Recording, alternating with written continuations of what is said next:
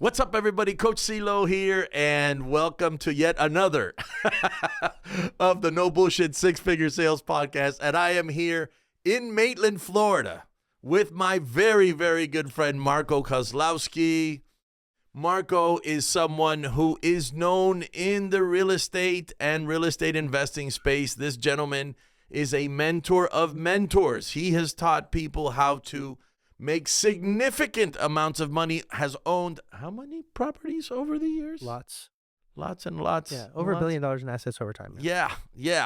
Very successful operation, not only in real estate, but also in the virtual real estate mastery course where he teaches people how to do this through VSLs, through high ticket closers, all kinds of even doing seminars. High ticket too, Yeah.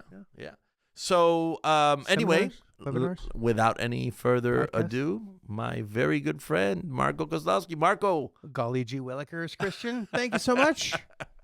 Always a pleasure and seeing you grow, man. Good. I'm really proud of you. Thank you so my much. little boy's growing up. So nice to see. Yeah, man. I don't know. I serve people at the highest level.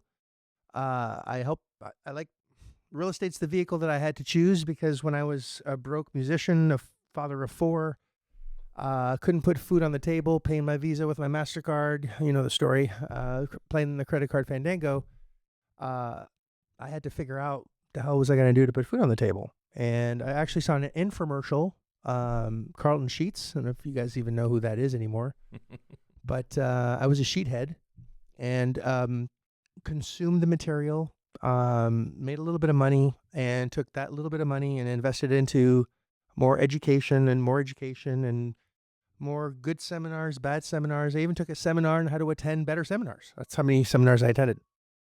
And by the way, it's time for our podcast. Into my alarm. I'm going to turn that off right now. Follow my own rules. So, yeah. So, and that was in '99. I bought my first property. And did single family properties for a while. And as I started making more and more money, and I didn't know how to be assertive. Like I didn't know how to communicate. And I wanted money, but I didn't know how to basically behave as a person that had value.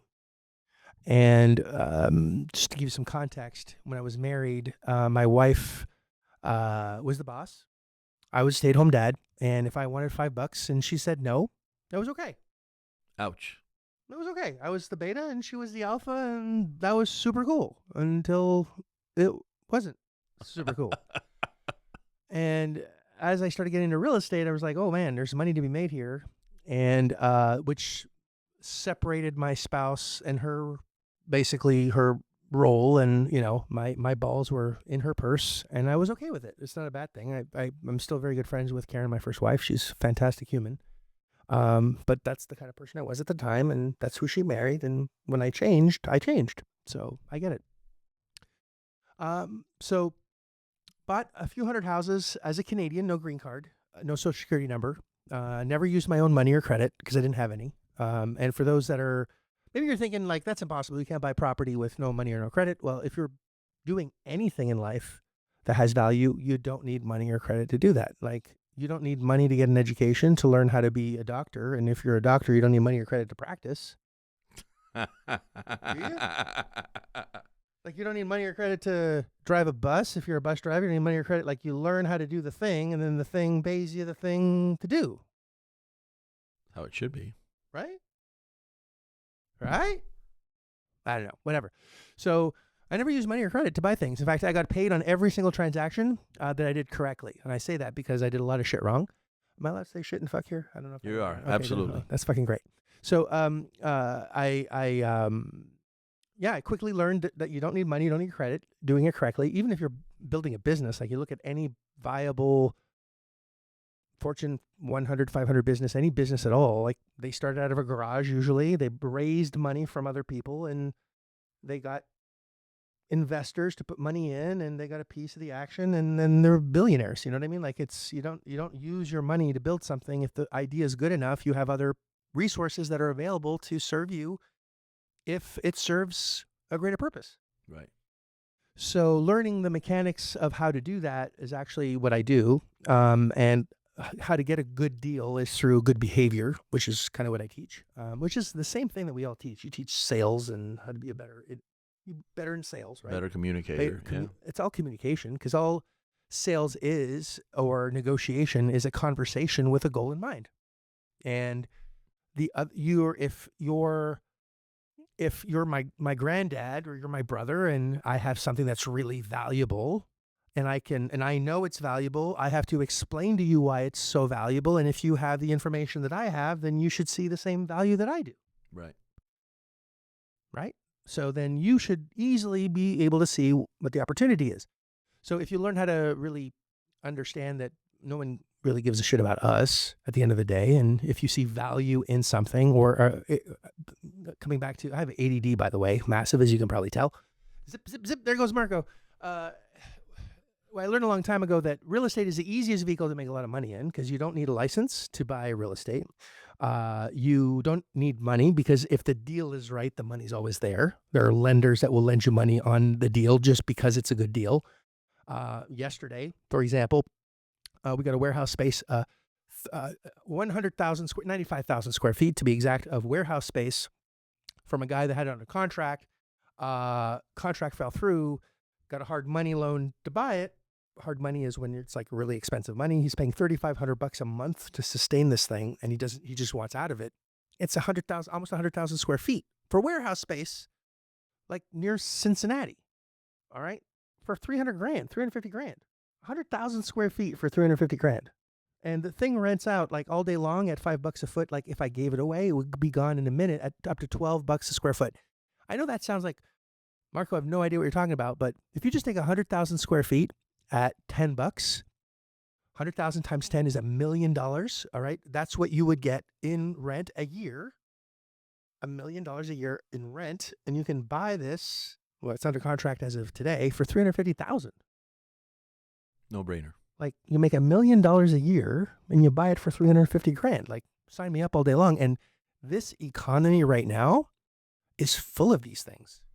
There's so many people that can't make their payments. There's so many people that are in trouble. There's so many people that are having a really hard time.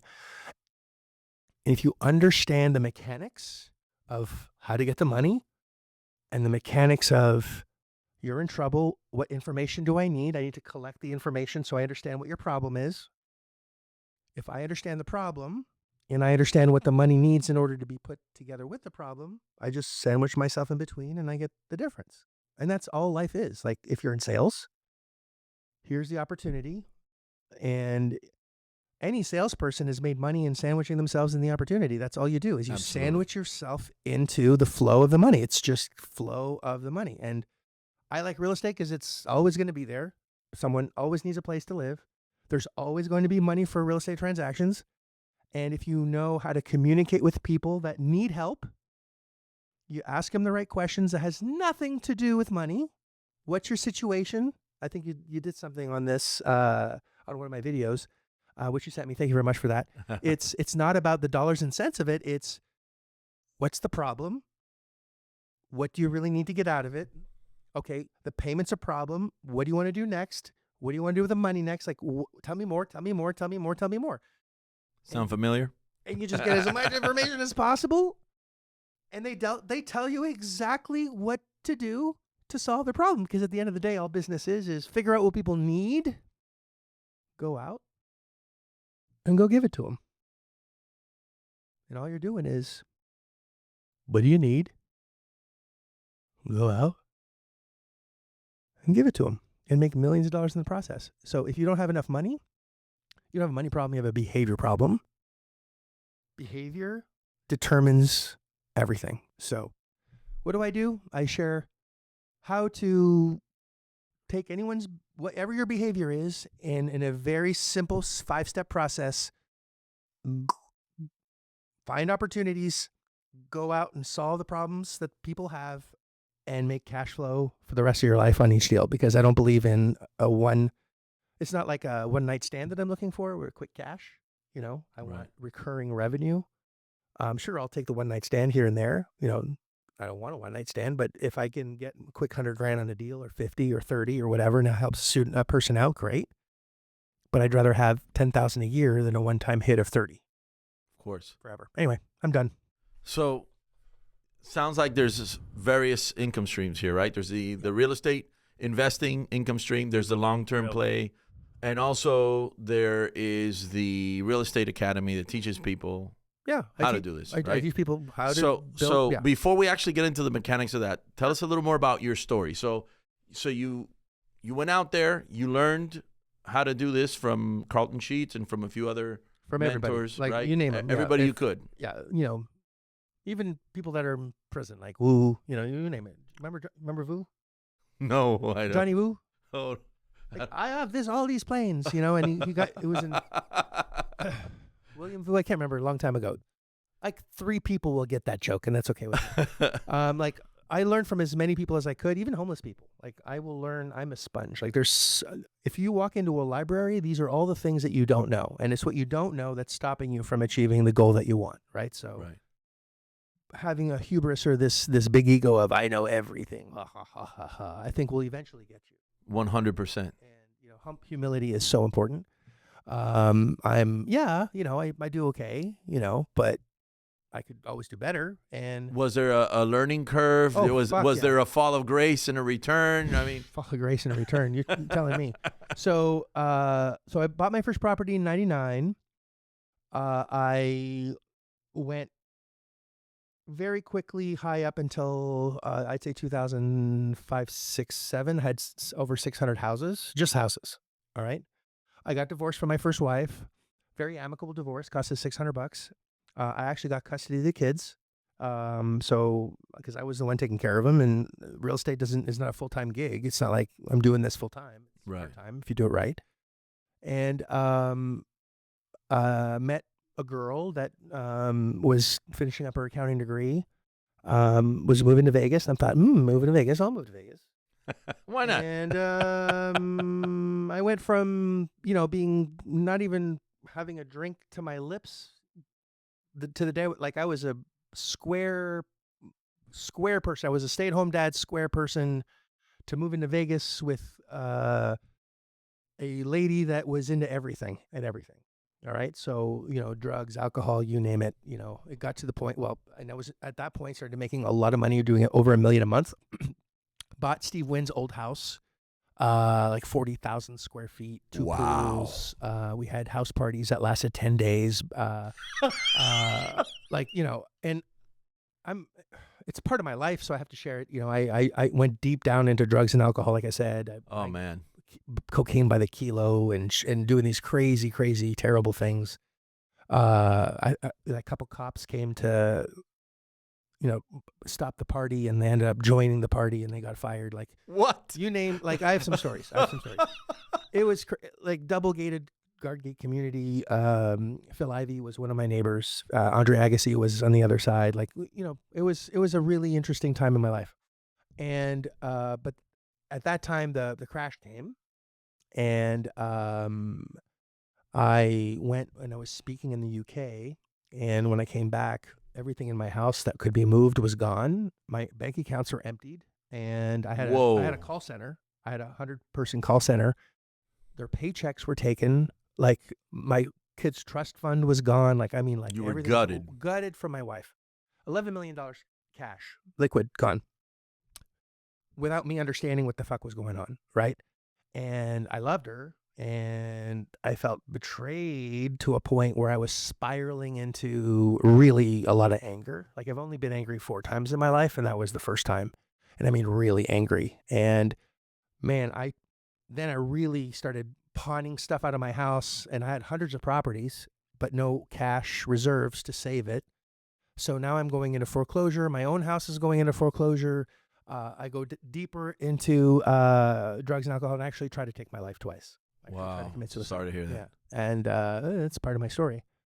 And a homeless man asked me to wear red socks. And I'm like, what the hell? Wear red socks? Actually passed out at that point, woke up in my house, was haunted by it, got the red socks. And the day that red socks came from Australia, because there weren't red sock stores back then, one of my best friends called, and that was the third time that I tried to kill myself. And he stopped me, and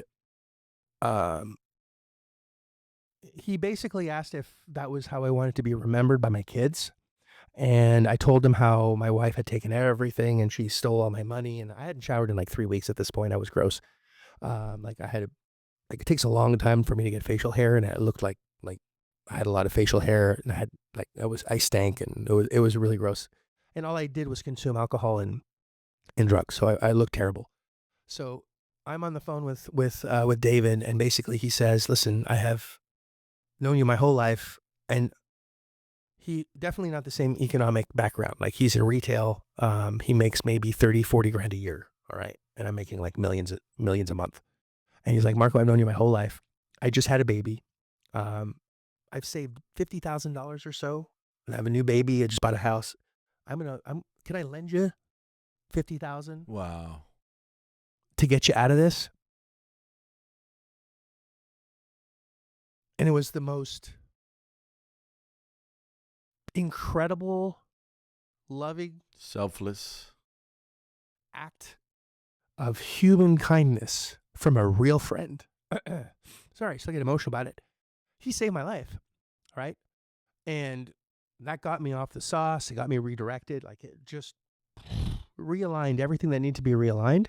And I told him, like, I don't know if I'll ever be able to pay you back. He's like, come on, Marco, you can do that in 5 minutes once your head's straight. Like, come on, it's only 50 grand. Like, you can do this. Really believed in me. So that restarted my journey. And within I'll say within a year, to be honest, could have been 7 months, could have been 12, but I'll say within a year for sure, I had 7 figures in the bank. Wow. So I was so focused on the past that it affected my present. Guys, there's a lesson here. That destroyed my future. That's how simple that is. If you're so focused on the past, it's really stopping and blocking your present that is destroying your future. And as soon as I let that go, whoop, your present becomes clear. You start listening. You have big ears. Like, what's going on? What can I do? Who can I serve? And your future is ordained. It's like, here it is. It's right up on a silver platter. Today is the first day of the rest of our lives. And I know it sounds stupid, but it is, because yesterday doesn't matter. It's gone. Right. If you think of, have you ever been to the past? Only in my memories. Right. And even then, it's not right. Have you been to the past? Like, have you, like, so none of us have, right? It doesn't exist.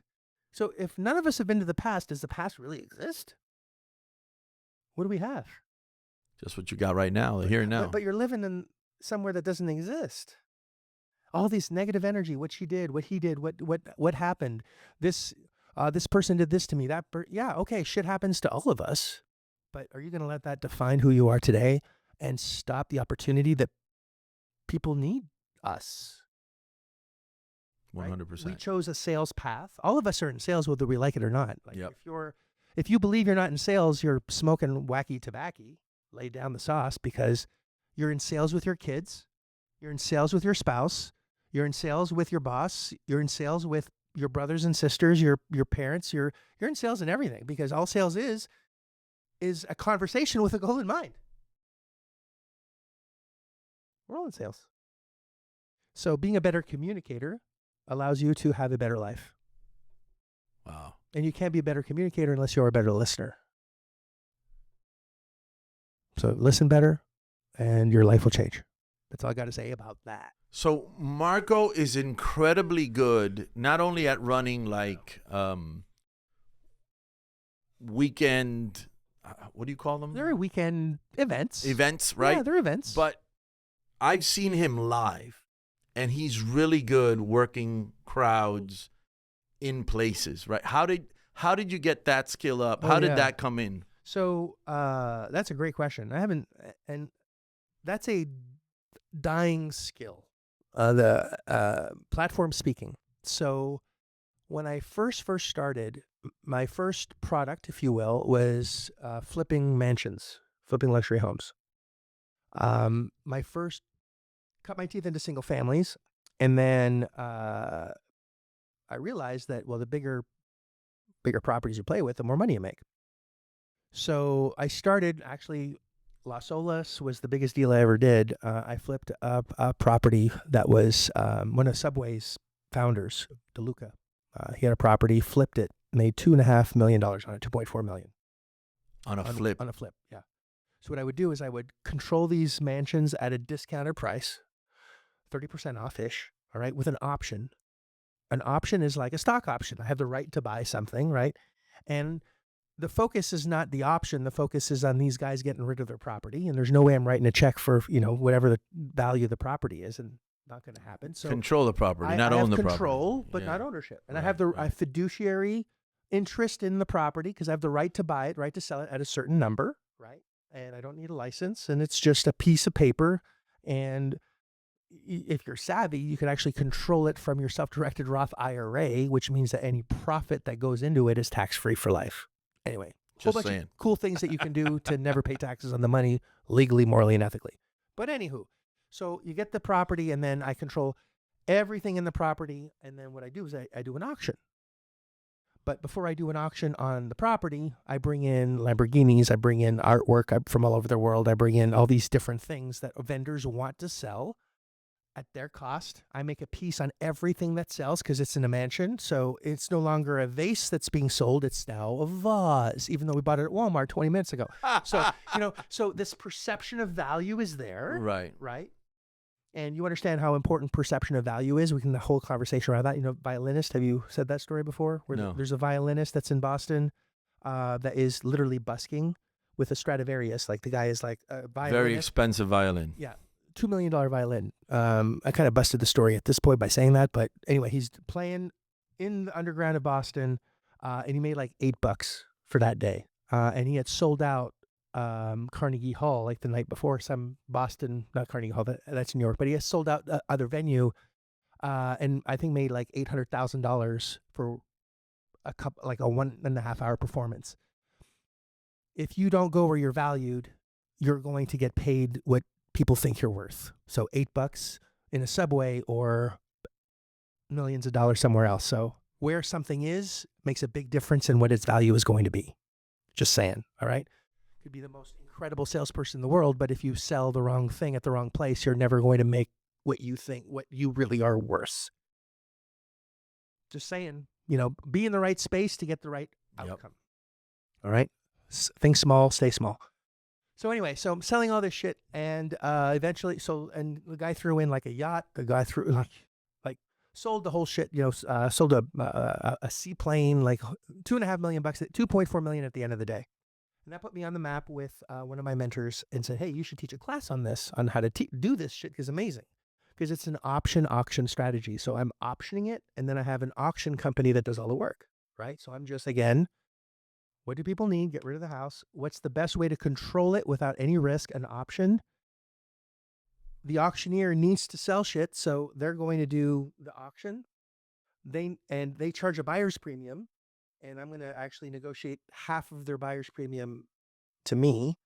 So now if I sell the property, I make a lot of money. But if I don't sell the property, I still get half of the buyer's premium on all the shit that they sold. Right. So I make money no matter what happens. Wow. So I started teaching that.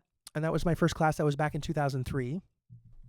And the balls that I had back then, I actually did a class. It was about 100 people. And I controlled a property and auctioned it in class at the same time as the third day of it was a 4-day class. On the third day, I auctioned off the property and made $438,000, I think. I have to dig up the numbers, but I'm pretty sure it's $438,000 in front of an entire class, live. I could have shit the bed like nothing, but it worked out. And then I started, filling events with like 100, 500, 600 people a class every month, paying $5,000 a pop.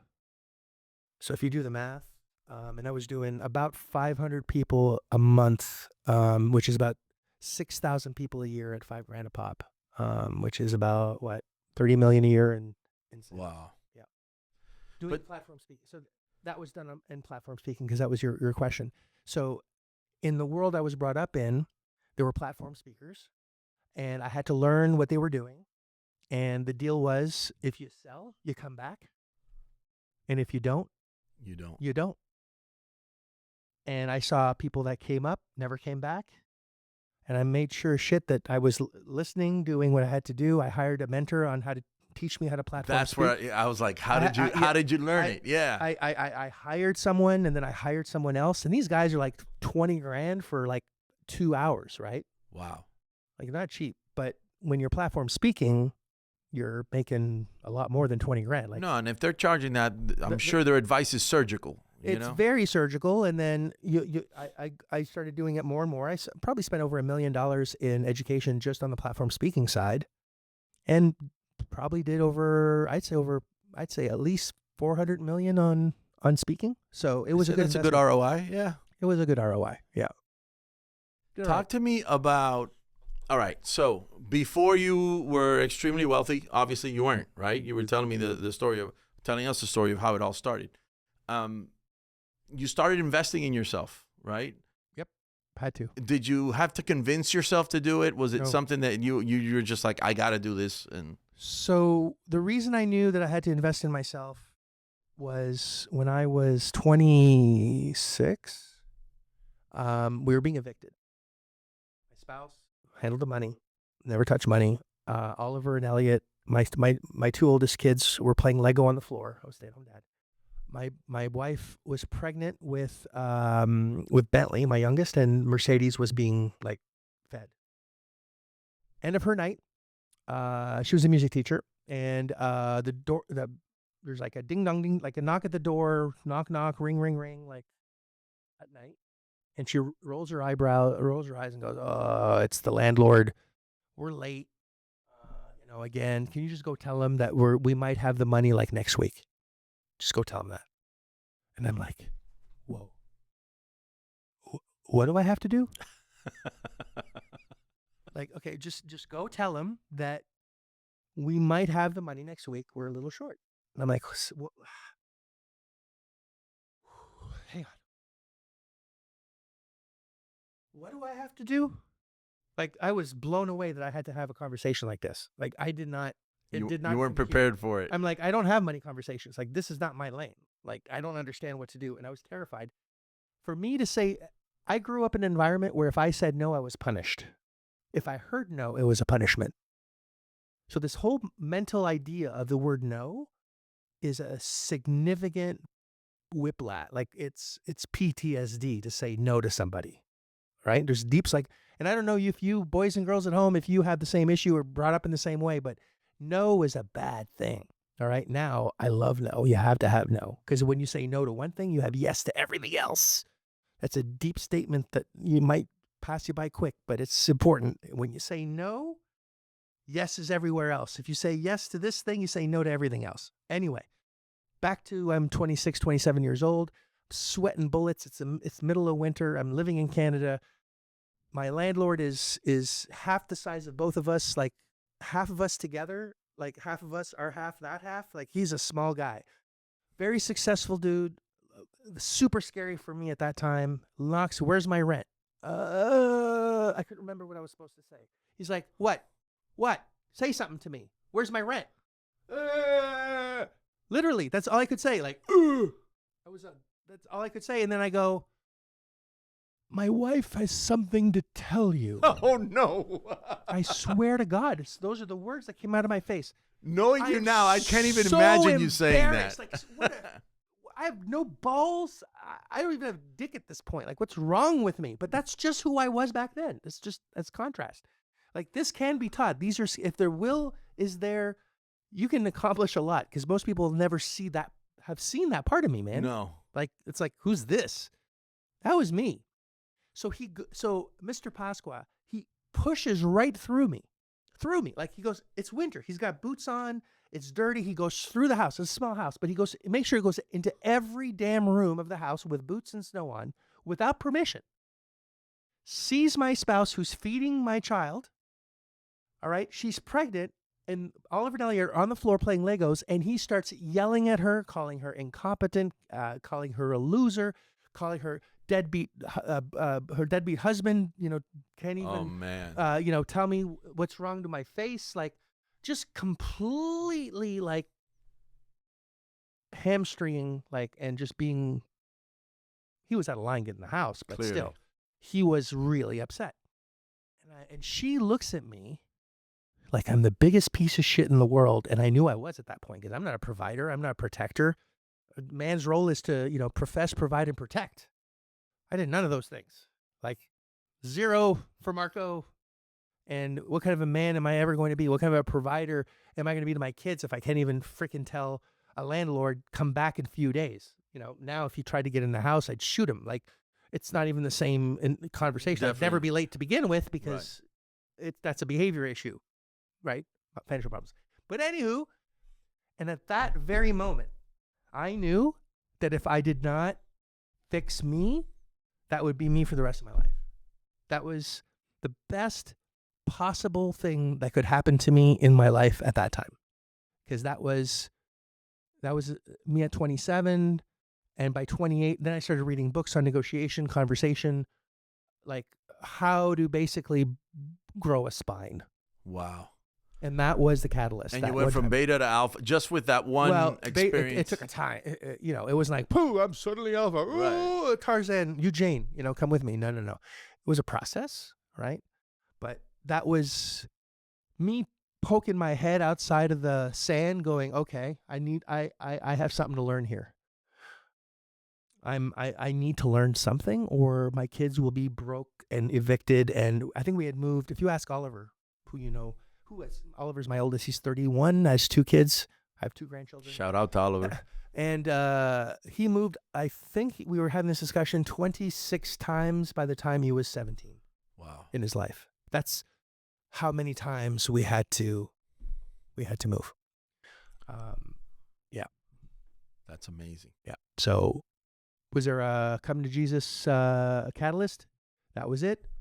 I had to lose everything in order to regain my power back to But you went way to you on the other side of the spectrum. I mean, in everything in life, like from somebody who couldn't even forget about negotiating, convince somebody not to step a foot in their house, to somebody who saves people that are losing their houses. Yes. You know what I mean? And now I welcome that conversation. I can't wait to have, and it's no longer conflict. It's just truth.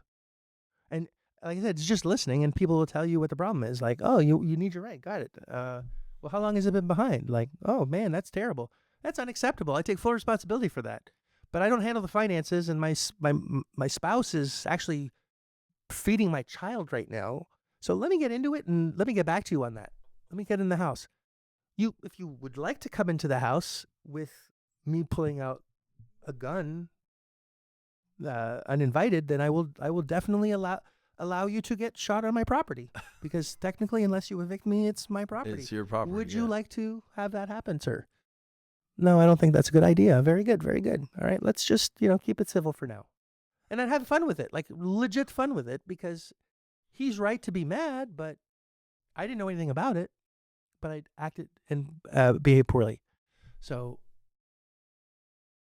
I think any situation should be done with a little bit of levity, because if at the end of the day, we only have one life and the stress is caused by us anyway, right? We created whatever situation we're in. So have a little bit of fun with it.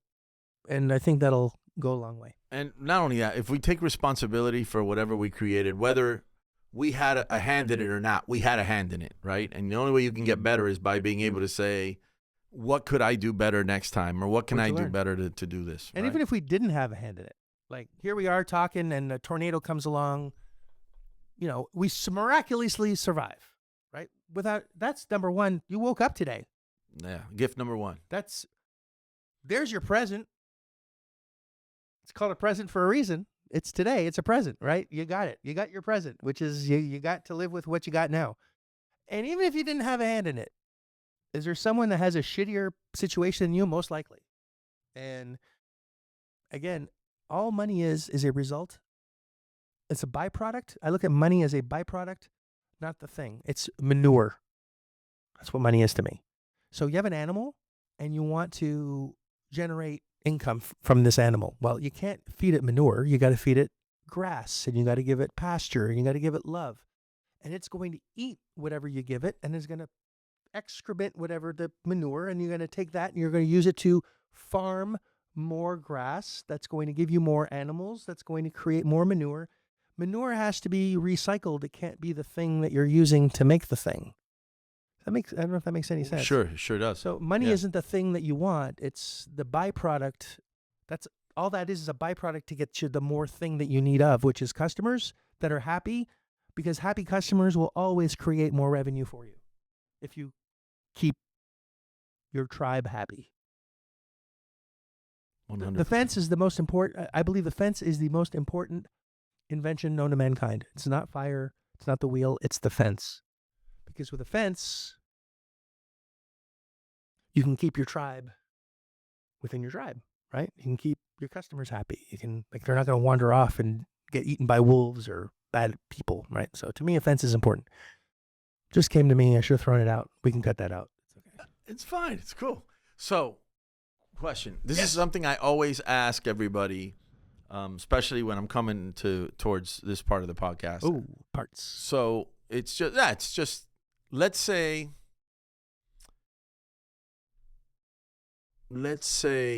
Oliver decides, Dad, I want to do exactly, and I know Oliver's in the business, right? So it kind of does it. But anybody, let's change it up. You meet your 20-year-old self, not your 26-year-old self, your 20-year-old self. Yes. Right? Because that's about what our audience is. You know, guys somewhere between the ages of 20 and 50, but a lot of them more on the younger end. They're good. They're really good at sales. Good. A lot of you guys are really good, but not great.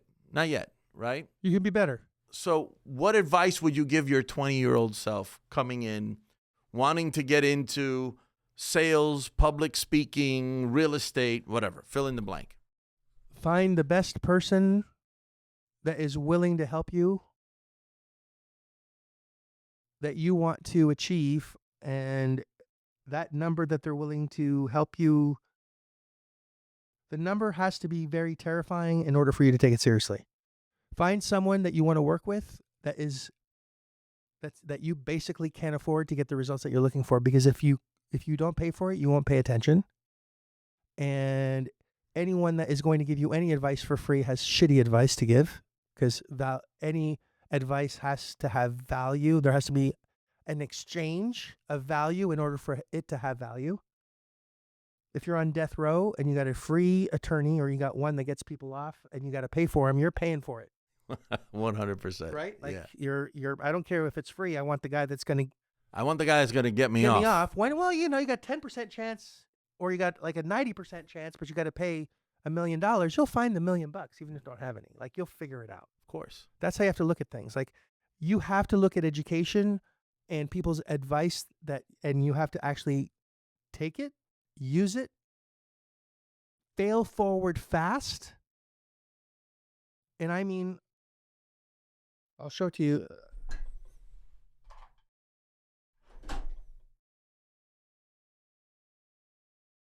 License to make mistakes. Oh, I love this. All right. So it's metal. All right. It has my name on it embossed. It says license to make mistakes. All right. Right on it.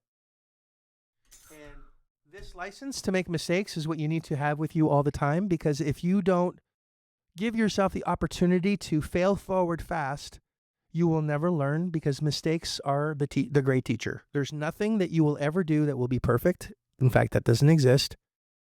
A baby falls thousands of times before it stands.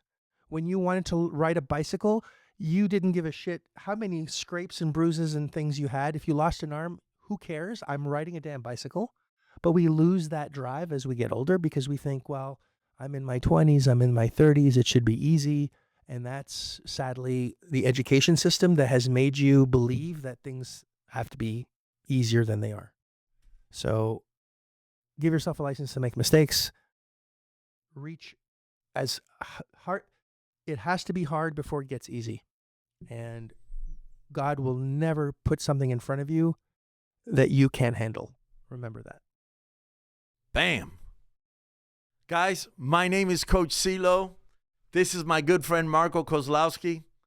And this is my good friend Coach Ceelo. I'm touching him right now. I'm touching him. I'm touching his beard. I promise I won't touch anything else that has short curlies on it. Woo! Aye. And I have helped thousands of other salespeople reach, Yes, attain, you have. maintain six figures. You keep listening to us. You'll be the next. We're out of here. See you.